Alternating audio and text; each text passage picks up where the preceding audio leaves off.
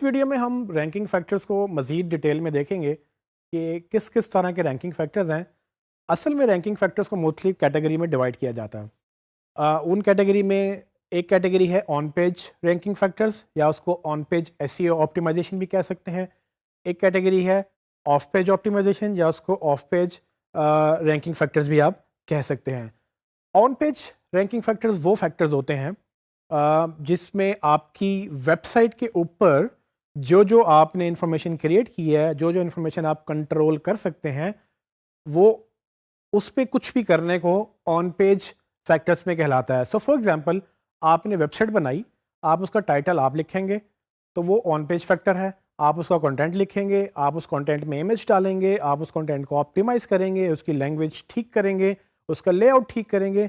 ये सारे के सारे फैक्टर्स जो हैं ये ऑन पेज फैक्टर्स कहलाते हैं, क्योंकि ये आप अपनी वेबसाइट के ऊपर करते हैं। सो गूगल ऑन पेज फैक्टर्स को देखता है, लेकिन गूगल फिर ऑफ पेज फैक्टर्स को देखता है। ऑफ पेज का मतलब ये है कि वो फैक्टर्स जो ऑफ द पेज हैं। ऑफ द पेज मतलब जो आपके पेज पर नहीं है। अगर वो आपके पेज पर नहीं है तो इसका मतलब कि वो किसी और के पेज पर है। सो ऑफ पेज में बेसिकली हम इसको अगर अंडरस्टैंड करें तो ये नॉर्मली लिंक बिल्डिंग भी कहलाती है। सो गूगल में एसईओ करने के लिए दो इंपॉर्टेंट जो पहलू हैं, वो एक तो ऑन पेज है कि ऑन पेज मतलब आप अपनी वेबसाइट में जो जो करते हैं वो आप कर सकते हैं, लेकिन साथ फिर आप ऑफ पेज भी करते हैं। वो पहलू जो आप अपनी वेबसाइट पे नहीं करते बल्कि वो किसी की वेबसाइट में करते हैं, और किसी की वेबसाइट में करने से मुराद यही है कि वो आप वहाँ से लिंक्स लेते हैं। और इस लिंक्स लेने को लिंक बिल्डिंग भी कहा जाता है, और आम तौर पर ये समझा जाता है, इसकी कोई रेफरेंस ख़ास नहीं है, लेकिन नॉर्मली ये माना जाता है कि ऑन पेज ऑप्टिमाइजेशन का तकरीबन एसईओ के अंदर 30% रोल है, जबकि ऑफ पेज ऑप्टिमाइजेशन का इसमें 70% रोल है। इसकी कोई गारंटी नहीं है, लेकिन अगर इम्पोर्टेंस वाइज देखा जाए तो ऑन पेज ऑप्टिमाइजेशन जो है वो एक दफ़ा हो जाती है। फॉर एग्जांपल, आपने एक दफ़ा पेज बनाया, उस पेज को आपने टाइटल भी लिख लिया, उसके ऊपर हेडिंग्स भी दे दी, उसका कंटेंट भी लिख लिया।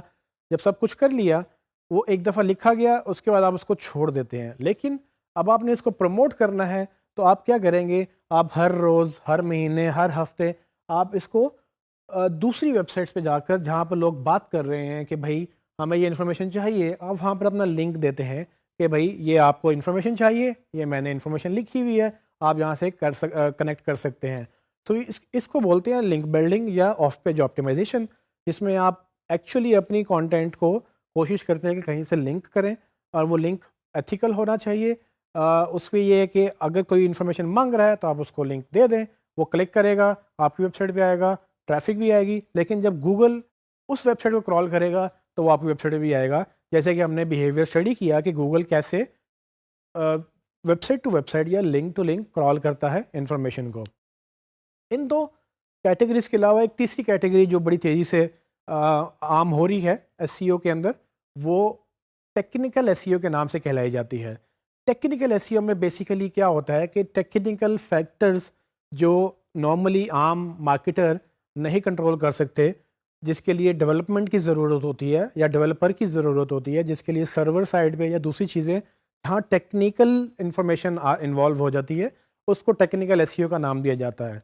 उसमें कुछ पहलू हैं, फॉर एग्जांपल कि आपको वेबसाइट की स्पीड बेहतर करनी है, तो ये टेक्निकल मैटर है। आप जितना मर्जी अच्छा कंटेंट लिख लें, अगर आपकी वेबसाइट लोड ही नहीं हो रही, अगर उसका सर्वर किसी दूसरे मुल्क में है, अगर उसकी आईपी किसी दूसरे मुल्क में है, अगर उसके ऊपर एसएसएल सर्टिफिकेट नहीं लगा हुआ, ये सारी चीज़ें टेक्निकल बुनियादों पे हैंडल की जाती हैं। और नॉर्मली एसईओ में बहुत सारी चीज़ें डेवलपर के ऊपर भी डिपेंड कर रही होती हैं।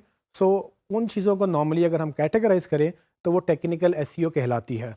सो technical SEO plus on page optimisation plus off page optimisation, ये तीनों का मजमुआ मिलाकर बेसिकली एक अच्छी एसईओ स्ट्रैटेजी बनती है, जिसके तहत आप अपनी वेबसाइट को ऑप्टिमाइज़ करते हैं और उसको कोशिश करते हैं कि वो रैंक करे।